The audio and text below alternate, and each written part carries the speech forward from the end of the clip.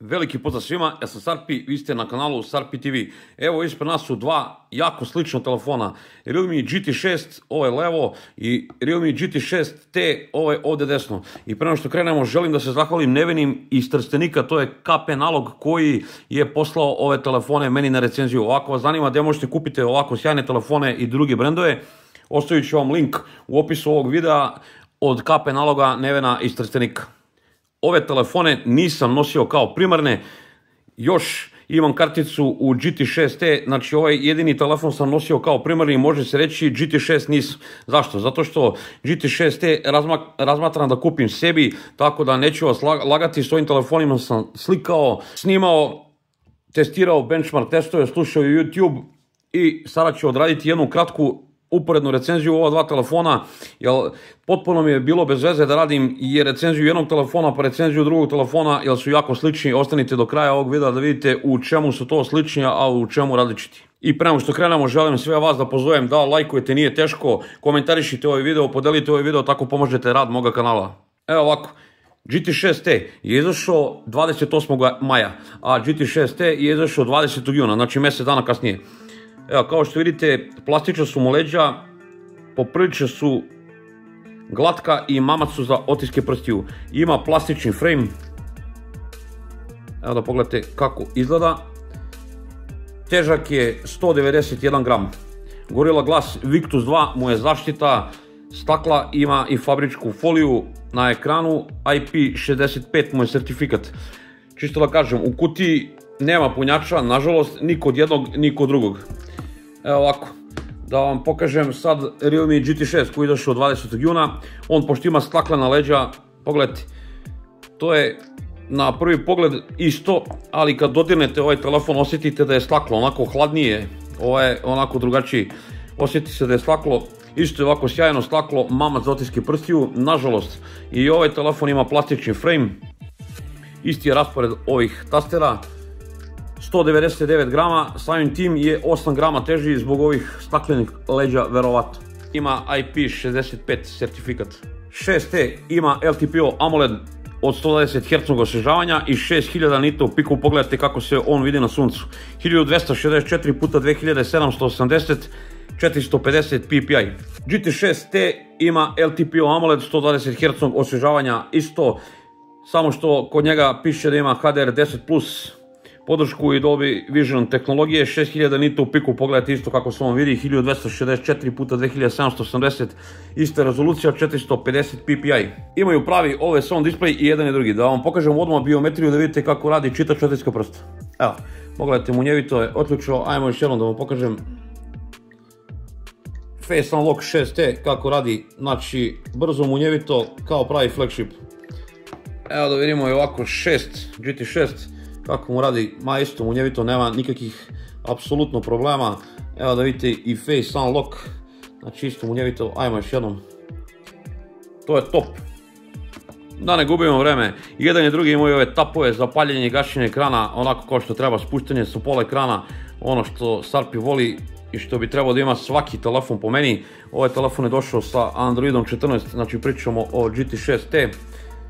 I razlika je u procesorima kod ova dva telefona, jedan i drugi su 8256, brzine interne memorije je 4.0 i kod jednog i kod drugog telefona. 6T ima Snapdragon 7 Plus Gen 3, ima jedno veliko jezgro na 2.8 GHz, X4 i 4 A720 na 2.6 GHz i 3 jezgra na 1.9 A520. Grafički čip mu je Adreno 732, fantastično, brzo radi, i jedan i drugi, verujte mi, ne možete primetiti nikakvu razliku ni po displeju, ni po nekom radu ovih telefona. Ja često imam problem ovako da ih razlikujem i onda sam zapamtio, ovo ima dva blica, 6T, pa tako ih razlikujem, ovako su maltene identični skroz. GT6, isto sam rekao, ima 8256 UFS 4.0, on dolazi sa Snapdragon 8S Gen 3, Android 14 isto u njemu, Realme UI 5.0, jedno veliko jezgro ima X4 na 3 GHz, to je razlika, ima 4 jezgra na 2.8 A720 i 3 jezgra na 2.0 GHz A520, njemu je grafički čip Adreno 735, evo GT6T, završava 20. krug ovog 3D Mark Extreme stresnog testa, da izmerimo i njemu temperature. Ovako odmah vam mogu reći, u ruci i nije mnogo vruć. 22 stepena u prostoriji, evo ima 44, ne prelazi 44,1, pogledajte sa zadnje strane, tako da je skroz ok u ruci i bez zaštitne maske. Da sad čekamo da završi pa da vam pokažem rezultate. Evo, upravo završava 6T, stabilnost procesora 54,1. Evo, pogledajte gore ove brojke koga zanima. Evo i Geekbench 6 brojke. Evo brojke sa Antutu testa, otprilike 10 minuta je on trajao. Baterija je išla dole 9%, 9,9 temperatura gore. Evo GT6, da vidite rezultate ovog 3D Mark Extreme stres testa. Radimo 20. krug, da vam pokažem temperaturu i ovog telefona. 45,67. Evo imamo sa zadnje strane. To su prihvatljive temperature, nema nikakvog pregrevanja. Da napomenem, 22 stepena je trenutno u prostoriji. Da sad čekamo da završi pa da vam pokažem rezultate. Evo, upravo je završio. Pogledajte, 81,7 stabilnost procesora, gore su ok skroz rezultati. Evo brojke sa Geekbench 6 benchmark testa, ovo su rezultati Antutu testa. Evo pogledajte, 8,7 temperatura je išla gore, 7% baterija dole za nekih otprilike 10 minuta Antutua. Kao što ste sami vidjeli, ovaj GT6 ima malo efikasniji procesor po meni, malo se manje greje i malo manje troši bateriju. Jedan i drugi imaju stereo zvuk, sada ćemo pustimo prvo 6T da čujete kako se čuje. Evo, našao sam identične melodije, evo da pustimo prvo 6T. Ima dole pravi zvučnik, dole nažalost samo slušalica poziva, tako je i kod GT6, identično. Po meni jako glasno i jasno se čuje ovaj GT6, ajmo da pustimo GT6, da pojačamo njega do kraja.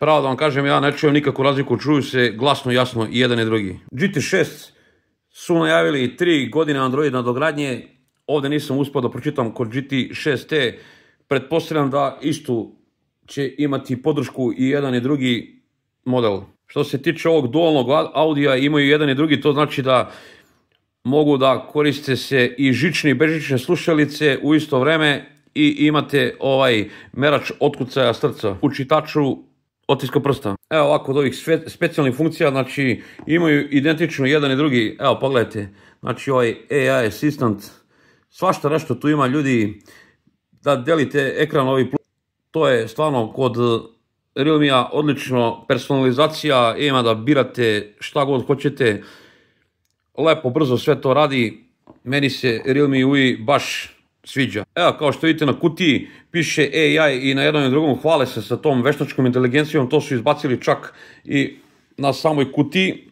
Ja nisam impresioniran sa njihovom veštačkom inteligencijom, ne kažem da je loše, nego jednostavno ne vidim uopšte pointu, pogotovo što se tiče obrade tih fotografija u samoj galeriji, meni to i nije realno da ja obrađujem samog sebe i da budem fake. Konkretno GT6, ušao sam da pogledam neku moju fotografiju i ima sad ovdje opcija, na primjer, ovo u beta fazi, kliknut ćemo da vidite samo razliku šta to radi GT6 sa mnom. Pogledajte moje lice i pogledajte šta će nastati od mog lica, sad čekajte samo malo. Evo pogledajte, ovo su rezultati, znači maksimalno ulepšeno lice. Ovo sam ja realno sa svim ovim borama i manama, a ovo je ta nova fotografija, ovo nisam ja i ovo se meni ne sviđa nikako. On ima i one Air geste, znači da mogu nešto da radim ovako, da ne dodirujem ekran, to se meni uopšte ne sviđa. Ja sam to pokušavao, znači da upravljam ovako, da pokrećem neke aplikacije, da uradim screenshot, da mnoge druge stvari radim sa tim AR gestama, na primjer sa otvorenim šakom, da nešto ovako uradim, da pokažem prstom. Meni se to uopšte ne sviđa i ne želim uopšte da gubim vreme sa tim stvarima u ovoj recenziji. Kome se to sviđa, neka pogleda neki drugi kanal i neki jednostavno kupi ovaj telefon ako mu to treba i Bog da ga vidi. I jedan i drugi telefon imaju 5500 mAh i podržavaju 120 W punjenje, ali džabe kad nemaju punjač. USB Type-C 2.0 OTG podrška, ona je prasterija, ne znam zašto to Realme radiš. Infracrveni senzor, imaju jedan i drugi za upravljanje televizorima, klima uređajima itd. Bluetooth 5.4 brzina i na jednom i na drugom uređaju. Ajmo da pređemo na te famozne kamere. Razlika je najveća kod tih kamera. Znači GT6T ima 50 megapiksela glavnu kameru s optičkom i elektronskom stabilizacijom i ima ultra široku kameru od 8 megapiksela. Ima video u 4K u 30 i 60 fps, selfie kamera i na jednom i na drugom je 32 megapiksela, snima video u 4K u 30 fps. Prvo pogledajte kako slike i video zapise pravi GT6T, a poslije toga odmah idu slike GT6. Nisam mogao da ih stavim jedno pored drugog, stvarno nisam imao vremena, ja se izvinjam. Prvo pogledajte, znači GT6T pa GT6, pa ćemo da damo neki sud o ovim telefonima.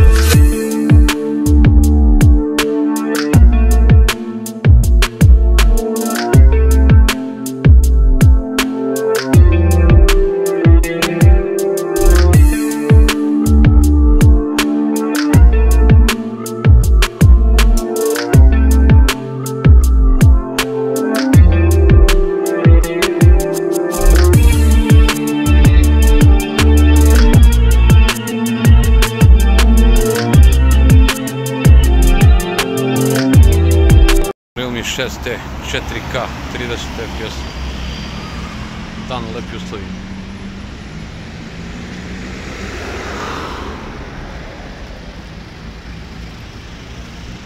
Ajmo u Novom Sadu malo za promjenu. Evo ispred nas je Srpsko narodno pozorište. Ajmo malo se pošetamo da vidite kako to Realme 6T radi. Da ću malo zoomiram. 2 puta zoom.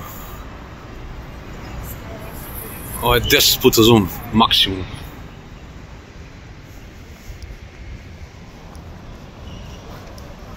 Na sunce, najteži mogući uslovi.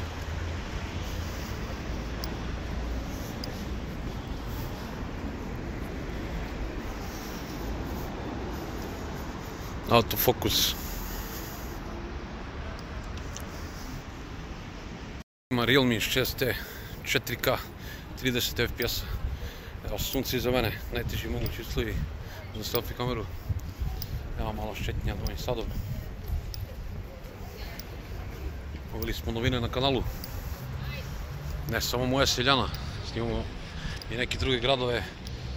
Dolazimo na neka druga lepa mesta. Evo da vidite, nema laži, nema prevare. Realme 6T. Ima GT6T 4K 30 fps.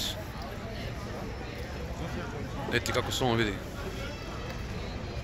Lagana štetnja, vidim ovdje previše svetlo u ovom ovdje delu. Još malo 4K 30 fps.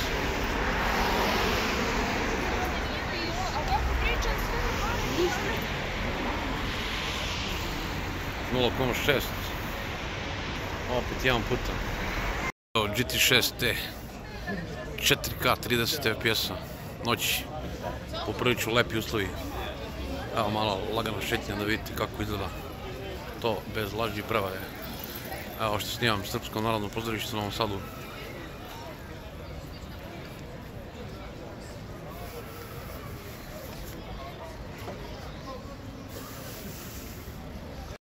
...4K 30 fps-a.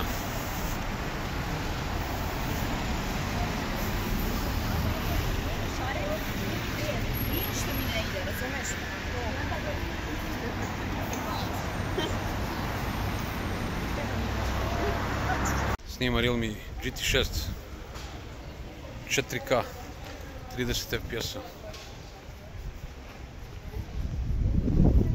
Vidite kako to Realme radi. Ajmo u centru Novog Sada.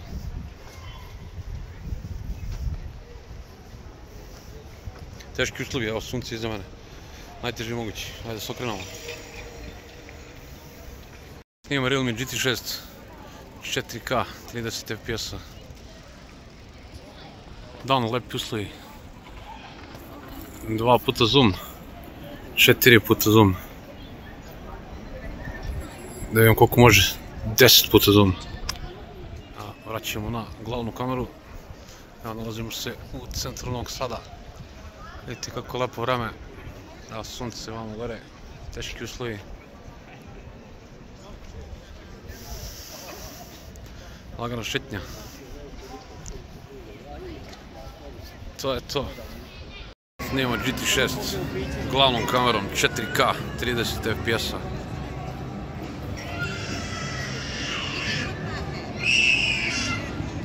Evo da vidite kako se vidi.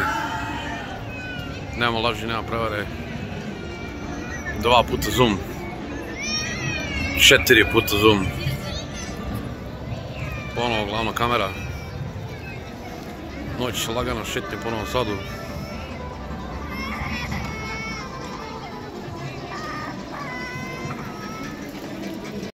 ...4K 30 fps. 2 puta zoom. 4 puta zoom. 10 puta zoom.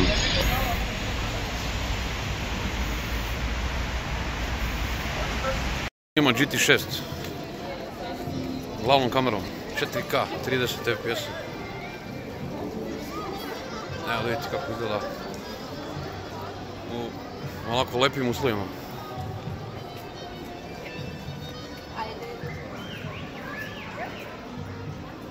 ...4K 30 fps.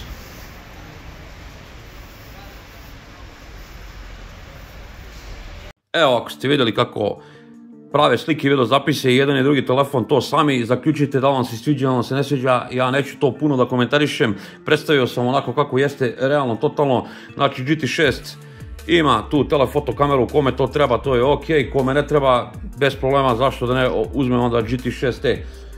Znači dobre strane na oba telefona, to je taj ekran koji se fantastično vidi, procesori su odlični, hardware je fantastičan, ja mislim da većini korisnika ne treba bolji uređaj uopšte. Realme UI odlično radi na ovim telefonima, ima tu veštačku inteligenciju, doduše nisam vam je pokazivao jer se meni uopšte ne sviđa. Posle Samsung S klasi, posle Pixela 9 da se nalažemo, kako ja da kažem da je i ova AI bolja na Realmeu kada to zaista nije. Brzina punjenja, pozdravljamo 120 W i na jednom i na drugom. Cena na oglasima je vrlo povoljna, znači ovaj 6T se kreće oko 320 €, ovaj kod Nevene se kreće GT6 420 € otprilike. E sad, da nije sve sjajno i bajno na ovim telefonima, loše strane po meni, morao sam da nađem neke loše strane. To je ta oprema. Zato što nemaju punjače, u stvari zameram im što nemaju punjače. Imaju ove maskice, jedan i drugi, tako da je to ok i imaju zalepljene fabričke folije. Ažuriranja Android ažuriranja konkurencija daje više, provjeriti sami, da se sad ne vraćam na te neke stvari. Oni nude samo 3 godine Android ažuriranje i zvanične cene verovatno i telefona su nenormalno naduvane. Po cenama sa KP-a, pogotovo kod Nevene, je prava priča ovaj GT6T. Jel, mislim, za nekih 100-ak evra je razlika između jednog i drugog. Ako vam ne treba telefoto kamera, mnogo bolji telefon je po meni isplativiji GT6T. Te kamere mogu još da se poprave. Ja sam primetio kod snimanja video zapisa u 4K da znaju malo da secnu i da trznu. Ako vam je bitna ta veštačka inteligencija i duža podrška, onda bolje da kupite neki flagship uređaj tipa ko što ja sad imam S23 na primjer ili S24. Pokazao sam vam za vrlo kratko vreme i dobro i loše na ovim telefonima. Ja se izvinjavam što nisam mogao detaljno da se pozabavim i jednim i drugim, zato što ipak sam ove telefone dobio na pozajmicu da uradim recenziju i moram da ih vratim. Ako vam se svidao video, lupite like, komentarišite, podelite ovaj video, vidimo se u nekoj sljedećih recenzija. Puno pozdrava od Carpija.